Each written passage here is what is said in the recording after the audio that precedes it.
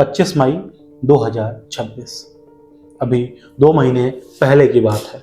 एक बेटा अपने घर जाता है और एक मेडिकल स्टोर चलाता है, वहां से अपने घर पहुंचता है।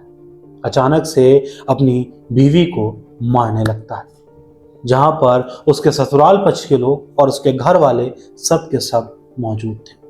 और वो बंदा उठता है और अपने बाप के 2 तमाचे मार देता है। अब सोच कर देखिए कितना कमीना होगा वो इंसान जिसने अपने बाप के ऊपर तमाचे बरसा दिए।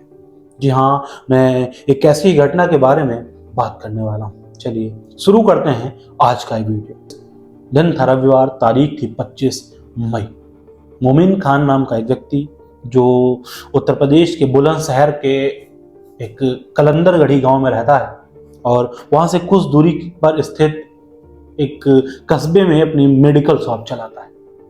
अचानक से अपने घर पहुंचता है तो देखता है कि उसके ससुराल पक्ष के लोग जमा हैं, घर वाले जमा हैं, और वो जाते ही अपनी बीवी को पकड़ के उसके 2 घंटा मार देता है, 2 थप्पड़ मार देता है। और ससुराल वाले हावी होने का प्रयास करते हैं तो उनको भी फटकार लगा देता है।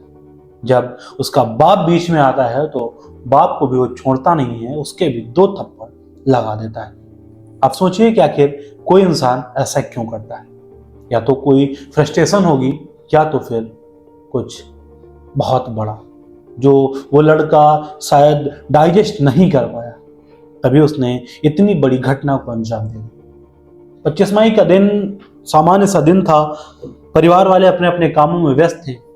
कुछ देर के बाद रियाजुद्दीन के घर से गोली चलने की आवाज आती है। 2 गोलियां 1 बाय 1 शूट होती है, फायर होती है। फायर की आवाज से लोग पहुंचते हैं तो देखते हैं कि रियाजुद्दीन और उनकी 24 वर्षीय बहू सना खान वहां पर लहूलुहान हालत में पड़ी है।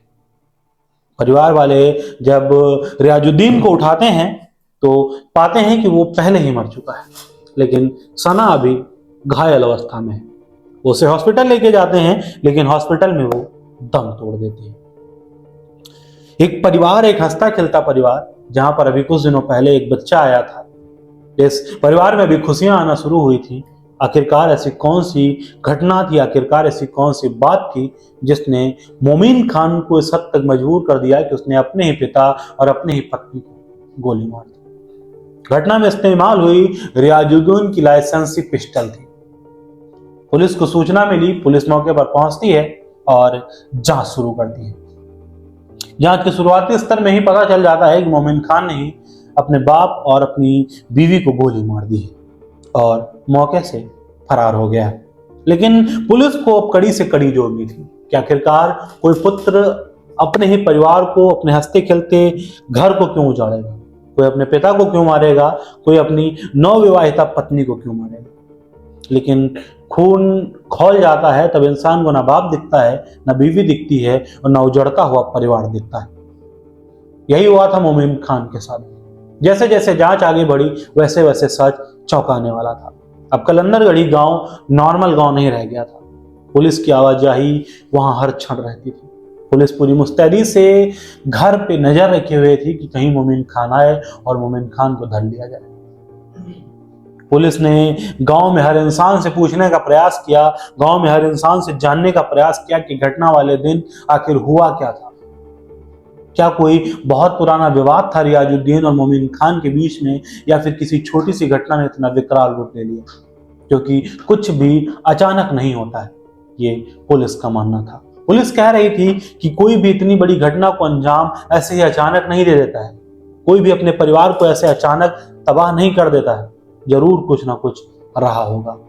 पुलिस की शक भरी निगाह से गांव में भी चर्चाएं तेज हो गईं कि आखिरकार रियाज ने क्या किया था, आखिरकार मोमिन ने ऐसा क्यों किया। अफवाहें बढ़ गईं, लेकिन कहते हैं कि धुआं वहीं से उठता है जहां पर आग लगी होती है। जहां पर आग ना हो वहां से धुआं आने का सवाल भी पैदा नहीं होता। यही हुआ था सना खान मर्डर केस में।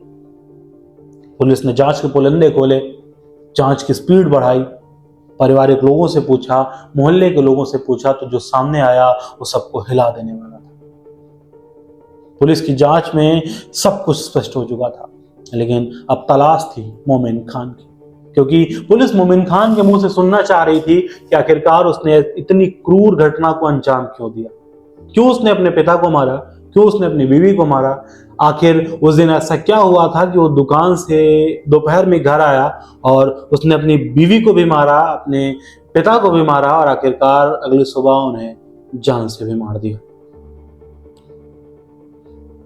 सना के परिवार वाले कहते रहे कि मोमिन खान दिमाग से विक्षिप्त था और उसने गुस्से में मार दिया। परिवार वालों ने जब ये कहा कि मोमिन खान को अपनी पत्नी के ऊपर शक था, तब पुलिस का शक और मजबूत हो गया, क्योंकि पुलिस का काम है शक करना। पुलिस कल्प्रिट पहले मानती है और जांच बाद में करती है। पुलिस के दिमाग में आ गया कि वास्तव में कुछ ना कुछ जरूर रहा ही होगा और आखिरकार वही हुआ।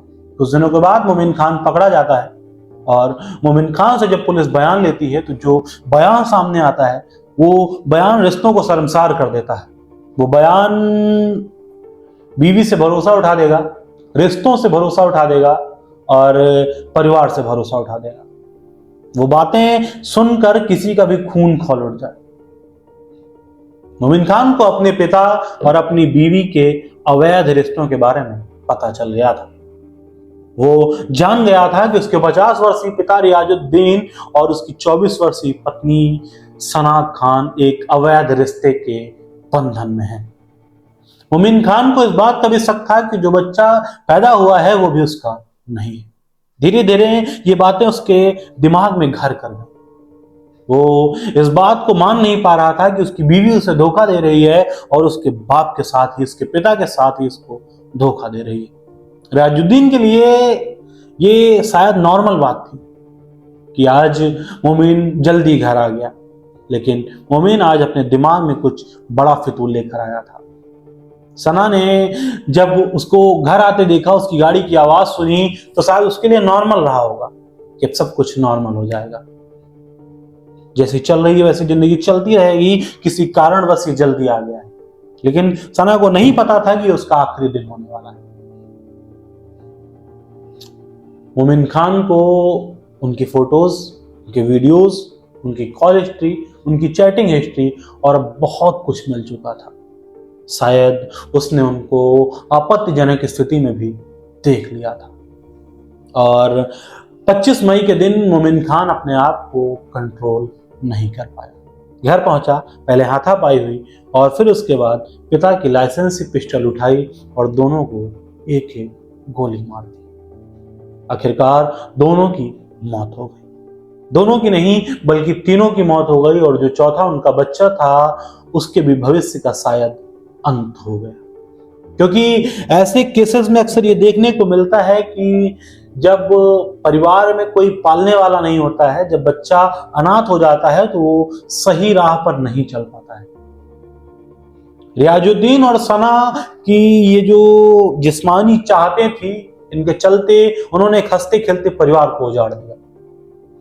मोमिन खान, मैं एक हद तक उसको सही नहीं कहूंगा, लेकिन उसको गलत कहना भी सही नहीं होगा, क्योंकि जिस स्थिति में उसने अपने परिवार को देखा, जिस स्थिति में उसने अपने परिवार को तबाह बर्बाद होते हुए देखा, जब उसने पड़ोसियों से सुना, रिश्तेदारों से सुना कि उसके ही घर में, उसकी ही पीठ के पीछे जब वो परिवार के लिए जिल्लतें झेलता है, किल्लतें करता है, पैसा कमाने के लिए निकलता है, तो उसकी पीठ के पीछे घर में रिश्तों की ये पैमाइश, घर में रिश्तों की मर्यादा को इस तरीके से तार तार किया जा रहा है, तो मोमिन खान नहीं कंट्रोल कर पाता।